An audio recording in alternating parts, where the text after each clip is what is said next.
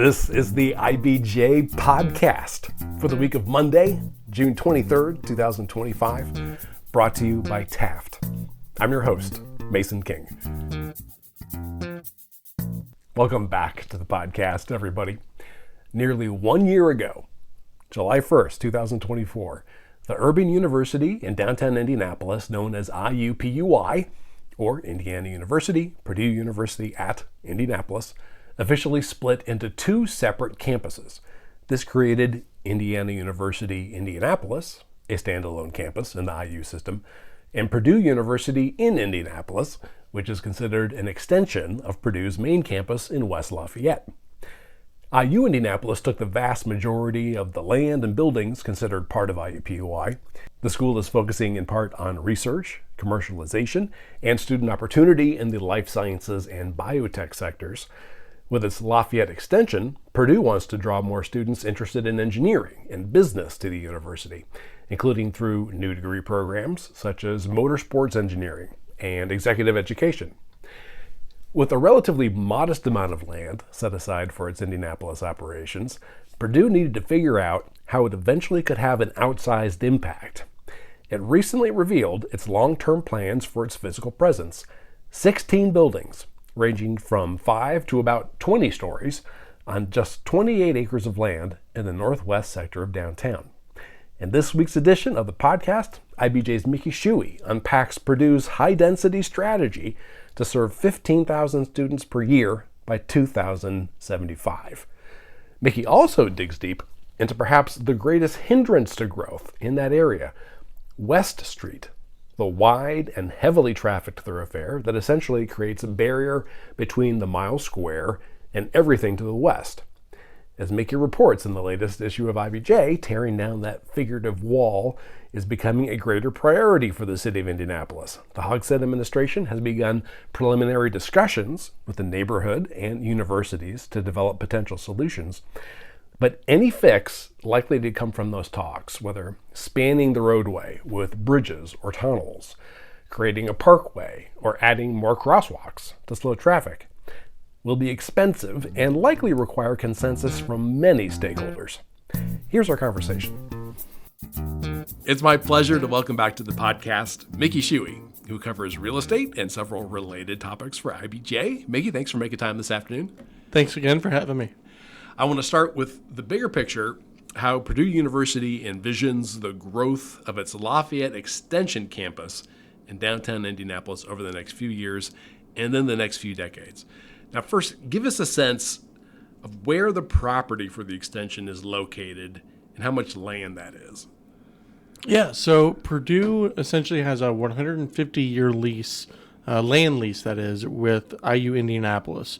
That generally covers about 28 acres, which is modestly small for an urban university. That's located on the northwest side of downtown, just north of the IU Indianapolis campus. And it's generally bounded by West Street to the east, and then it's just north of Michigan Street, kind of between Indiana Avenue and Michigan Street. Okay.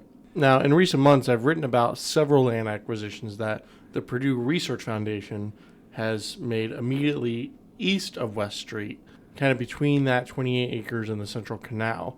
And that area is being earmarked for planned expansion beyond the acreage that they have leased through IU Indianapolis. Okay, so that's in addition to the 28. Yes. Okay, gotcha. And that's just right across West Street. Yep, it's just on the other side. Right, sandwiched between West Street and the canal. What does Purdue's downtown presence look like right now? Like if we walked over to that property, what would we see? So right now you'd see a lot of concrete and cement. It mainly consists of parking garages and parking lots, and then there are a handful of leased IU Indianapolis buildings along Michigan Street. There's like 3 or 4 buildings when you're first going along Michigan Street after West Street that they are leasing for some of their programs. But we're also seeing the start of this 15-story academic success building, which is really their first physical footprint that Purdue is putting in downtown Indianapolis as part of this extension. And that's being built on the northwest corner of Michigan and West Streets. And what do we know about what that is going to be besides academic success? Well, for $187 million, you're hoping it's a lot, right? Yeah. It's not just study habits. Right. Now, it does have some of that. I mean, it's a 15-floor building, and it's going to have first-floor retail, along with some student dining, lab areas and classrooms, and then some residences.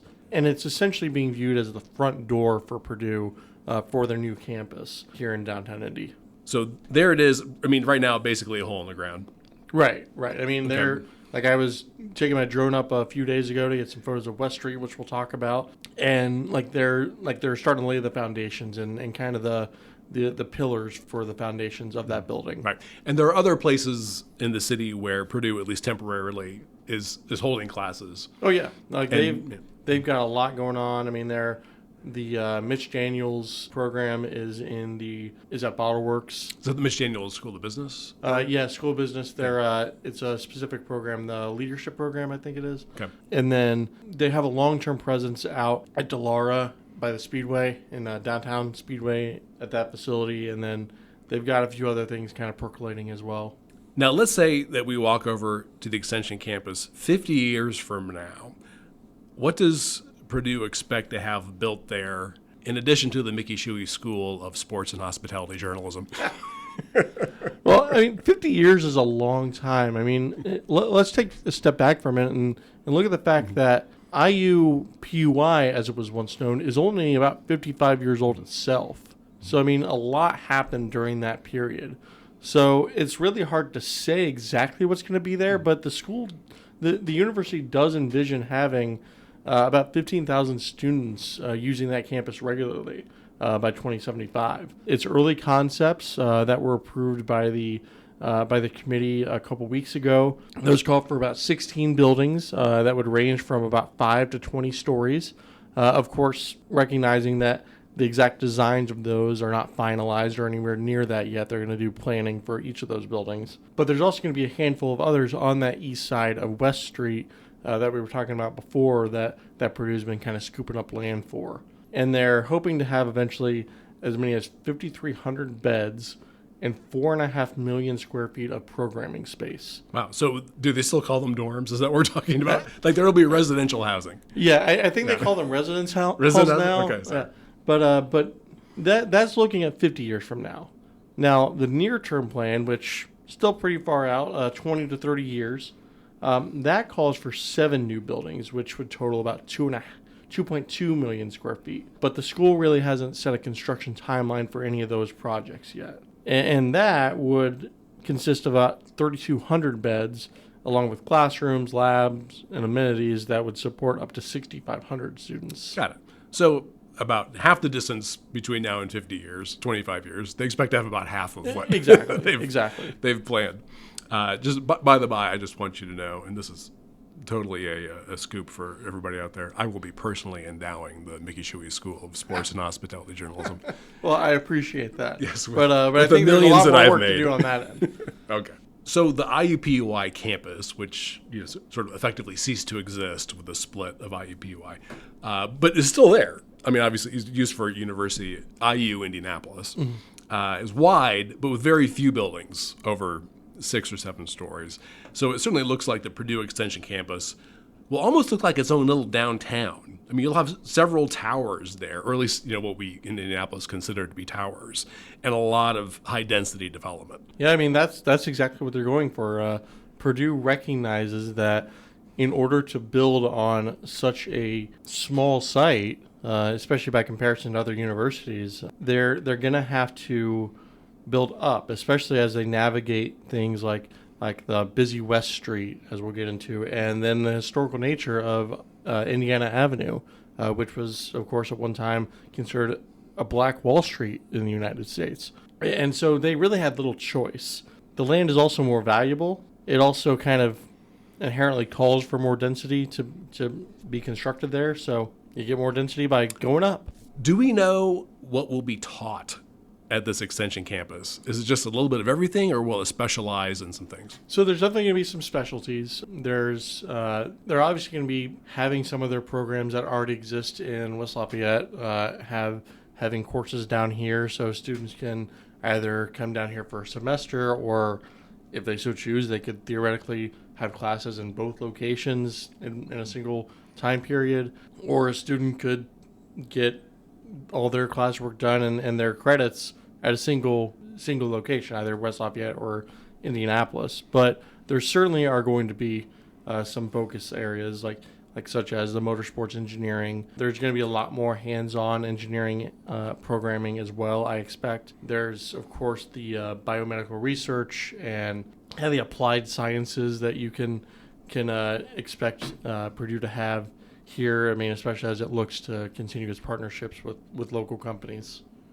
They're already doing something over at Elanco with that animal health group, with Elanco Animal Health for that sort of biopharma engineering. And I mean, I'm sure pharmaceuticals would continue to be a big focus down here as well, with Lilly and Roche and other pharmaceutical and medical device companies that are obviously prominent here. Okay, let's take a quick break to hear from our sponsors. This is the IBJ Podcast. Taft, today's modern law firm. With more than 800 attorneys in 8 primary Midwest markets and the District of Columbia, we provide solutions to the business issues facing middle market and emerging companies alike. We do this through a highly collaborative and inclusive team approach. Taft, the modern law firm. To learn more, visit taftlaw.com.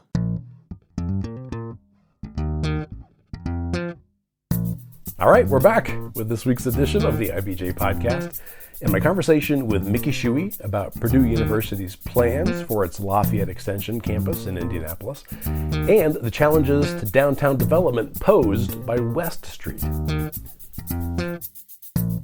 Just for comparison's sake, when we look at the Purdue Extension campus and then the Indiana University Indianapolis campus to the south, how do they compare or how do they contrast?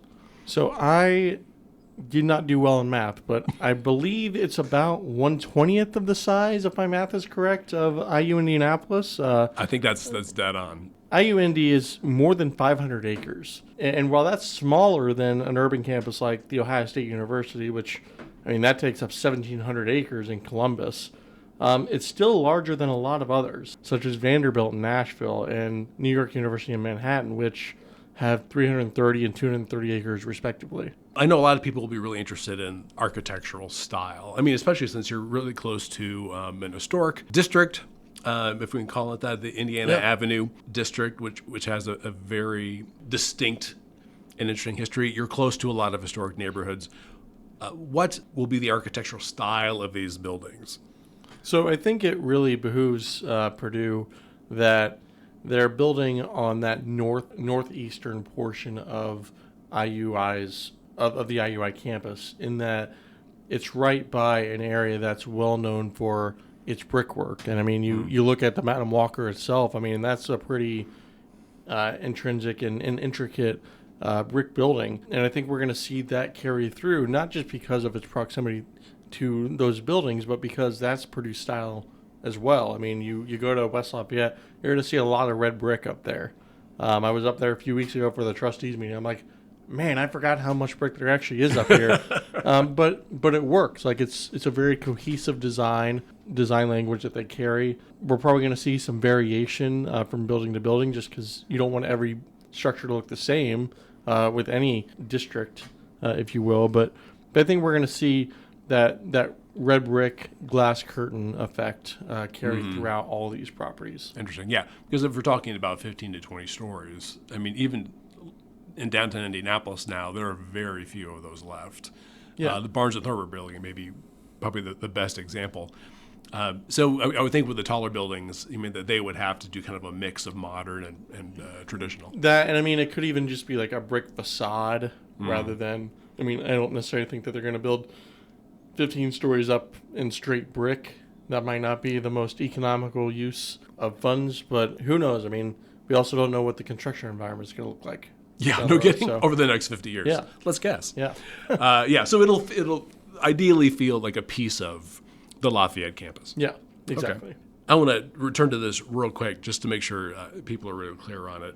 Besides this 28 acres and then the adjoining, if you want to cross West Street, parcels, what will be the full extent, the kind of the totality of Purdue's operations in Indianapolis? Because it won't just be there. Right. So it remains to be seen exactly how they're going to utilize these other buildings that they're leasing from IU Indianapolis long term. I mean, there are going to be some spaces that are shared between the universities, such as the IUI library. It doesn't really make sense for Purdue to build its own library at a point like this, especially with the proximity of the two campuses. But then Purdue's also been implementing this, what it calls a marbling strategy throughout the city. And that means that it's locating some programs in other pockets of the city. I mean, I referred to the Elanco project where they're partnering with Elanco on the One Health Innovation District that's across the White River. Just to the south. Yeah. If I got that right. I mean, it's kind of almost designed to be basically like a good sprinter distance away. Yeah. They're all supposed to be sort of, within walking distance of each other. Exactly. I mean, you do have areas like Delara's North American headquarters and Speedway that maybe a little bit more of a quick drive or a bus that's trip.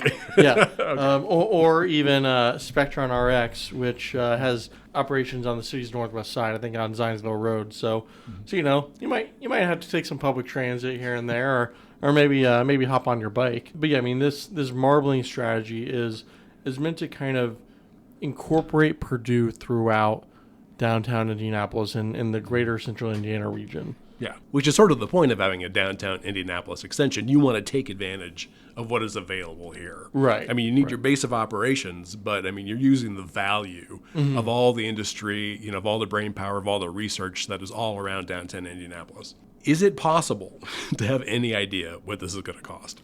In a word, no. Got it. But we do know that, at least right now, current state leaders are open to exploring that in further conversation and are excited about the fact that Purdue is investing in downtown Indy. I mean, we hear a lot about kind of this Indianapolis fatigue that lawmakers have. The truth is, I mean, they see the value of having another R1 research institution in downtown Indianapolis, which is, of course, the city's main hub, the state's main economic hub. They see value there. And I mean, House Speaker Todd Houston, he's a Republican from Fishers. He told IBJ in a statement that, quote, "I look forward to a continued partnership with Purdue as they advance this vision and contribute to our state's economic success." You also see that the state is also willing to put up money for other projects. I mean, they're the ones who are funding the Academic Success Building that Purdue is constructing right now, and then the James T. Morris Arena that IU Indianapolis is building, just a few blocks to the south. Right. And this shouldn't be a surprise to anybody. I mean, right. Yeah. I mean, IU is a state university, Purdue is a state university, and, to a great degree, they are funded by the state. So that's not surprising. It's just important that the state says, we're down with this. Yeah. We get the value, and we want to support it.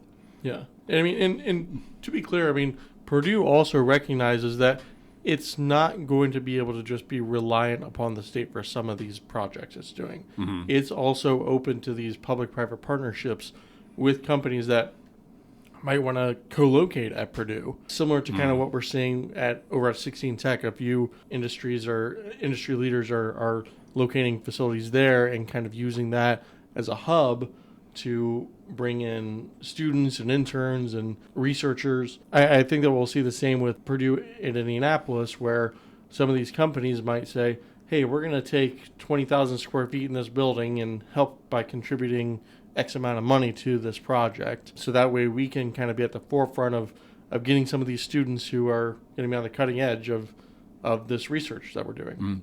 And not to continue to hammer this, but bears noting that 16 Tech is probably a nice hike away from the Purdue extension. Yeah. I mean, you could easily get there, and as you say, you could certainly do it by bike, especially with the new bridge that just opened. Exactly. That would connect it, more to this northeastern sector of downtown. So Purdue's plans are very impressive. They are focused on a small footprint of downtown. Doesn't that mean that this extension campus will basically be a construction zone for the next 50 years? And isn't that problematic when you consider its proximity to these nearby historic neighborhoods and the continuing efforts to help revive Indiana Avenue as a cultural and commercial hub? The proximity and relationship that Purdue is creating with Indiana Avenue and those who kind of are leading the charge for Indiana Avenue's revitalization, I mean, that's a very delicate balance to strike, because it is going to be a construction zone for quite some time, but Purdue also acknowledges that it's important to make sure that the neighbors are kept informed and that they're part of that conversation about what this campus should look like. I was speaking with Evan Hawkins, who's the Senior Director for Administrative Operations at Purdue. He kind of helped put together this whole master plan alongside, obviously, some of his colleagues and some consultants. And he said that the school spent the past 2 years trying to find ways to ensure that this development doesn't impede progress along the avenue itself. He told me, quote, "We have been very intentional, not just with students, faculty, staff, researchers, and academics, but with engaging in the most authentic way we can with our neighbors and our civic partners to understand the legacy and the dynamics of that neighborhood." You also have somebody like Rodney Burns, who owns Arrow Street Development. He's about to put shovels in the ground on this $100 million 12-story building along the canal, the former Indiana Eye Center along Indiana Avenue. And he's been working very closely with Purdue on that and other aspects of the avenue. He and activist Claudia Pauley are among the most prevalent voices along Indiana Avenue. And both of them said that Purdue has listened to their concerns, and the school seems to have the same vision for the neighborhood that they do. Now let me bring in the 8-lane elephant, or I should say I'll pull the curtain on the 8-lane elephant in the room. The West Street, which, just to orient everybody, runs north-south along what you would generally consider to be the eastern boundary of IU Indianapolis and at the Purdue Extension. Of the streets that make up the border of downtown's Mile Square, it is by far the widest and the busiest, due in part to its connections to Interstate 65 and Interstate 70. And you could argue that West Street is as much a barrier to holistic downtown growth as the White River has been. Honestly, when I was speaking to people for the story that's in this week's paper, there were two things that came up time and again as barriers for downtown development. One was West Street, and the other one was the railroad tracks. Like, those are considered two of the biggest infrastructure impediments in downtown Indianapolis. Mm-hmm. And it's easy to see why. I mean, we're talking about the tracks that... Yeah, the CSX lines that run right in, like, just south of Game Bridge, just south of the heliport, and just north of Lucas Oil. Got it, right. So really right through the heart of downtown Indianapolis. Exactly. And that's, as far as West Street goes, I mean, it essentially divides IU Indianapolis and Purdue's downtown extension, along with the neighborhoods and entertainment venues and part of the Indiana Avenue Historic District, from the rest of the city's central business district. You have that, but then you also have the city viewing this as a safety concern. Mm-hmm. It's been the scene of dozens of vehicular crashes with injuries over the past decade, especially that stretch from Indiana Avenue to Washington Street to the south. And those incidents also include a handful of pedestrian and bicyclists who have been struck by vehicles. And that data, by the way, is coming from Marion County Metropolitan Planning Organization. And that entity helps kind of fund and plan roadway improvement projects across central Indiana. Got it. And to be clear, they're not involved actively in any projects related to West Street at this moment. They could be pulled in down the road if something were to come from that. But they have data for basically every street in central Indiana showing the safety risks and all that from the past decade. So that's where that data is coming from. So they would know. Yeah. So here's what I know. As a driver, I do not like being on West Street. It can be very crowded. There are a lot of traffic lights, so it can be very slow. The exits are confusing. If you miss your exit, you can be taken miles out of your way before you know it, you're in Zionsville. What could be done about this? You know, I was going to be flippant and say, why don't we put it on a road diet? But actually, I think that's going to come up here in a few minutes. Yeah. Mayor Joe Hogshead's administration has told me that they have begun what they're calling, quote, preliminary discussions with the neighborhood and the universities in hopes of developing potential solutions. But any fix to come out of those talks whether it's spanning the roadway with bridges or tunnels or creating a parkway, that's going to be expensive. I mean, you also mentioned your own diet, and we'll get into that here a little bit more in a minute, but I mean, that in itself could be expensive because it means reducing lanes and adding more pedestrian space and all that. I spoke with Dan Parker, the deputy mayor and chief of staff for Hogshead, about this, and he told me, quote, everything needs to be looked at, end quote, to make West Street safer, and that includes for pedestrians, bicyclists, and vehicles. He also said that some solutions, like lowering the street, maybe topping it with a pedestrian-friendly space, those would probably be cost prohibitive.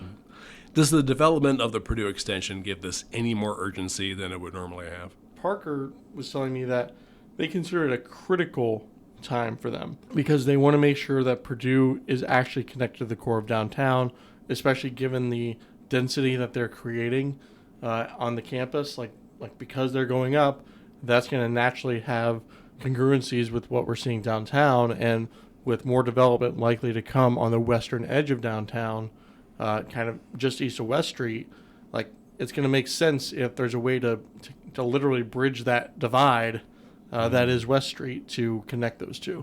This just occurred to me, and this, might not be necessarily worth talking about, but I'll still mention that people will be able to go back and forth between Indianapolis downtown and Lafayette in shuttles, and I would assume motor coaches, and that is going to make West Street even more congested. I don't know how often those shuttles are supposed to run. If it's just like, hey, we got your morning and we got your afternoon. Yeah, I'm not sure how often those are going to run, but I mean, any car you add to West Street, you almost are going to kind of feel the effect of it. I mean, I was over there earlier this week, and just like seeing each car turn in from Michigan or from any of the other many roads that connect into West Street. I mean, just kind of like dominoes stacked on top of each other. That's just me complaining about traffic. Nothing new there.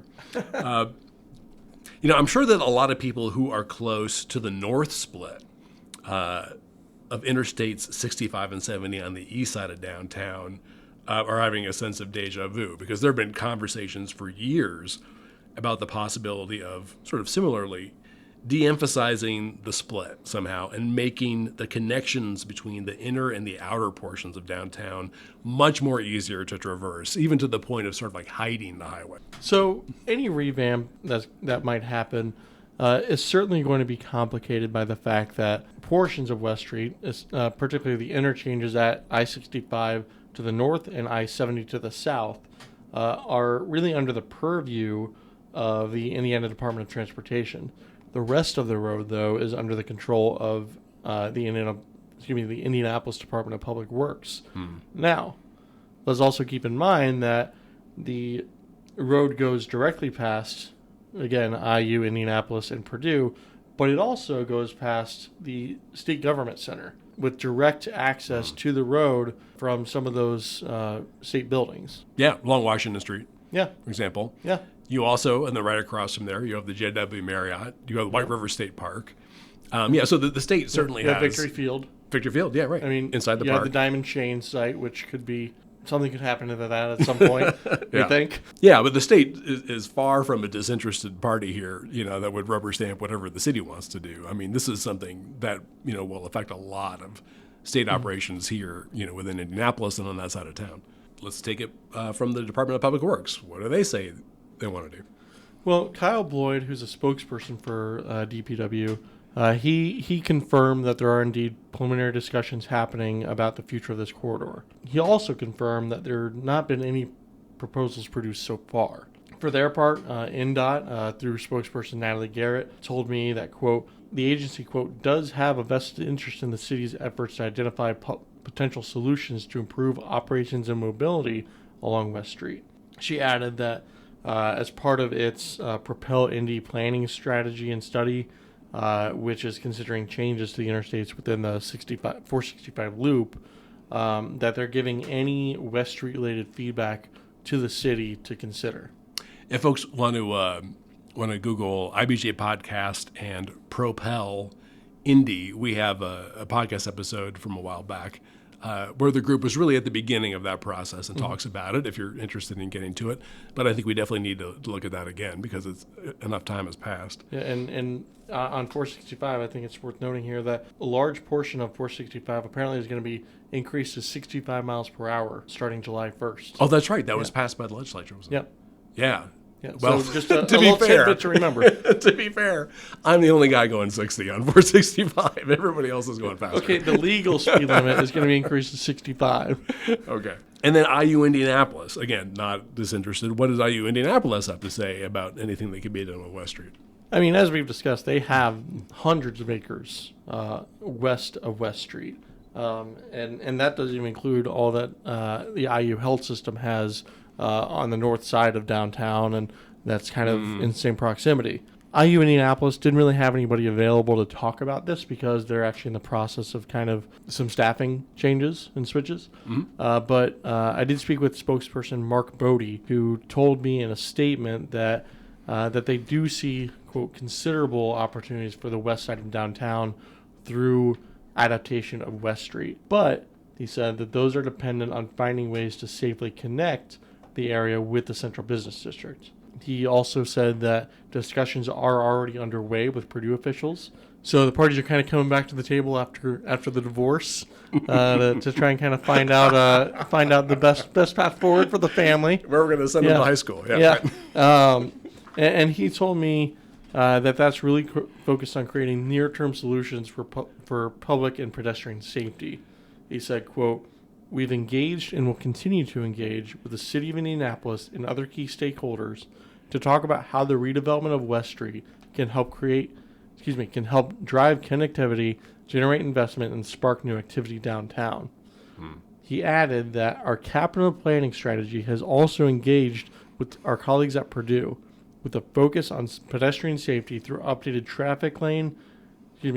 lane and crosswalk markings. And then he finished off by saying that as these conversations continue with a broad set of community leaders, we stand as a willing partner in driving connectivity and safety across the west side of downtown. I don't mean to sound too skeptical, but it sounds like what we know here is that everyone believes it's a priority, but they still really need to do the hard work. Right, and I think that's fair. I mean, everybody recognizes that something needs to be done. It's just a matter of kind of getting down to brass tacks and getting it done. Yeah, and this isn't like two guys in a room together. This is a bunch of folks in a room together. Yeah. I'd estimate, like, if I had to guess, anywhere from at least 8 to 10, if not more, leaders of INDOT and DPW in the city and Purdue and IU. I mean, not to mention Indiana Avenue. I mean, they're a big stakeholder in this too. And I hate using that term, but they really do have a stake in the future of what happens to West Street. Crossing that barrier is a key to the development of that pocket of downtown. Yeah, when we're talking about potential, I mean, Indiana Avenue, could be the next Massachusetts Avenue. And that's what they want. Yeah, that's what a lot of people in that area want. Mm-hmm. And they see Purdue as a good catalyst for growth there. But if you can't get from one side of the road to the other, it's kind of impeding your ability to grow, right? Yeah, College Avenue is hard enough to get across. I mean, if we're talking about, let's say, drawing comparisons to Massachusetts Avenue and the Vital Works project, West Street is a much bigger barrier. So I know you spoke with a couple of prominent architects who are extremely familiar with downtown. What was their estimation of, let's say, the challenges and the opportunities? Well, one thing that really stuck out to me, and that was in my conversation with both Drew White, who's principal and co-founder of Indianapolis firm Studio Axis, and when I spoke with Bill Brown, who heads up Ratio Architects. Both of them are like, this is an important infrastructure project for Indianapolis.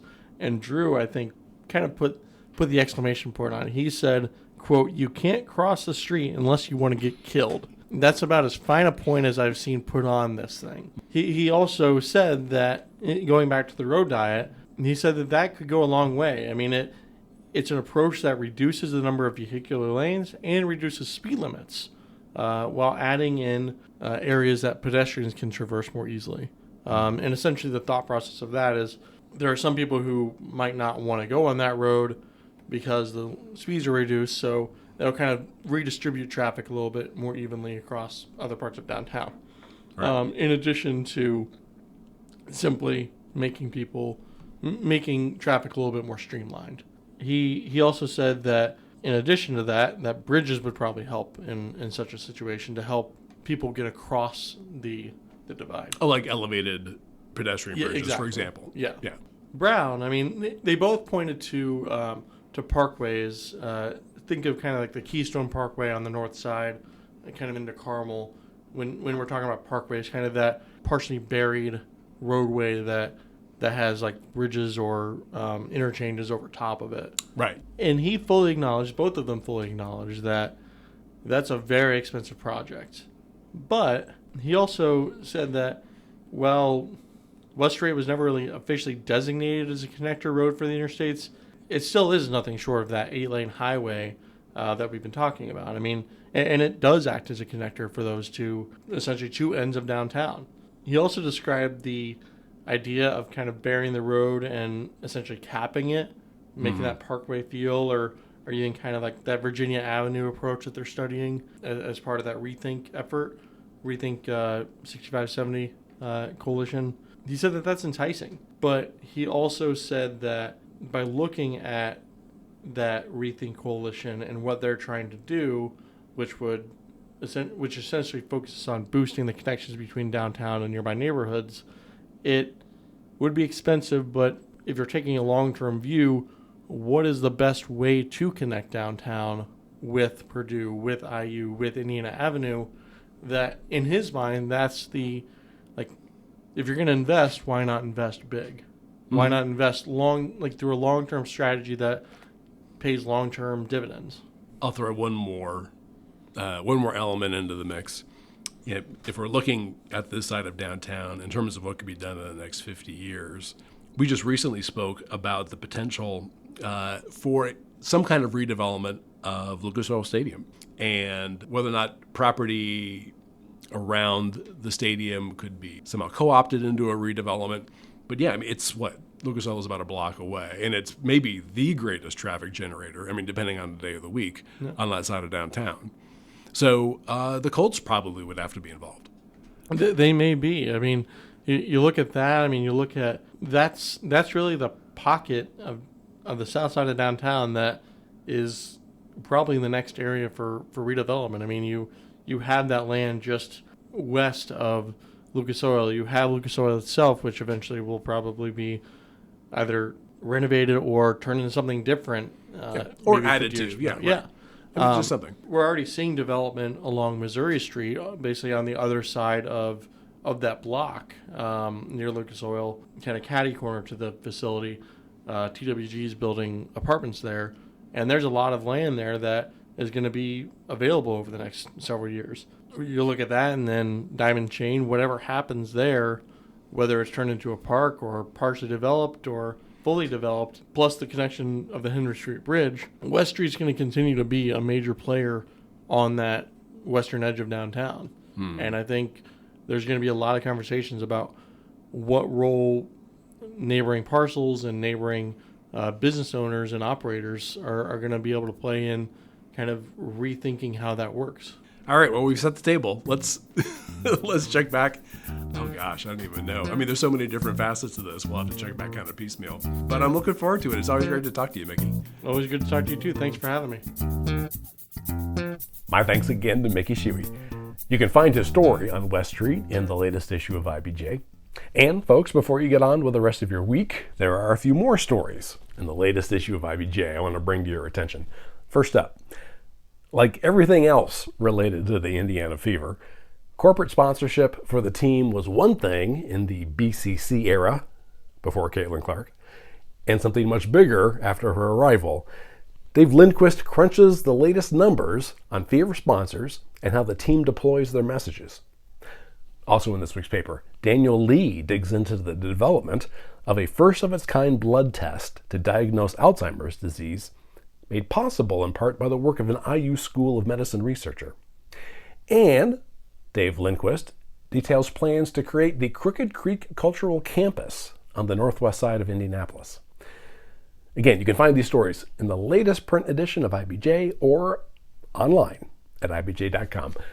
I will say it is quite a bit easier to access all of the latest business news and all of IBJ's data on Central Indiana's business community and economy if you're a subscriber.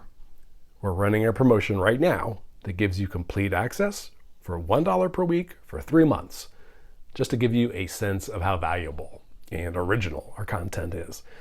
Just go to ibj.com and click on the subscribe button. And thanks again for making time this week for the IBJ podcast. I'm Mason King. Hang in there, everybody. We'll be back again next week.